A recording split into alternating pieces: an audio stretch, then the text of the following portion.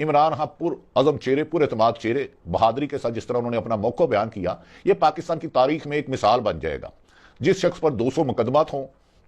जिस शख्स पर कातलाना हमला हो चुका हो, 31 साल जेल में सजा दे दी हो झूठे मुबैना मुकदमात में, जिसकी बीवी गिरफ्तार हो, जिसकी जमात के 95% और वो जेल में बंद, कैदोबंद की शोबतें बर्दाश्त करते हुए ना टूटे और मजबूत हो जाए और अग्रेसिव हो जाए और जदोजहद के अज़म के साथ तवाना होकर अदालत के सामने आर्गूमेंट करे, उसका नाम तारीख में इमरान खान लिखा जाएगा। नाज़रीन, गुज़श्ता रोज इमरान खान साहब जो डार्क ब्लू शर्ट पहने थे, क्योंकि रवायत है कि कोर्ट नंबर 1 में चीफ जस्टिस साहब ने इवन के बल्ला के बैट छीनने की और नवाज शरीफ की केस भी की लाइव कवरेज की, पर हुक्मरानों की नींद हराम हो चुकी थी कि अगर इमरान खान की एक वीडियो लिंक पर खिताब की एक तस्वीर और आवाज लोगों ने सुन ली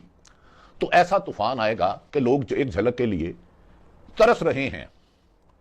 लेकिन नाज़रीन,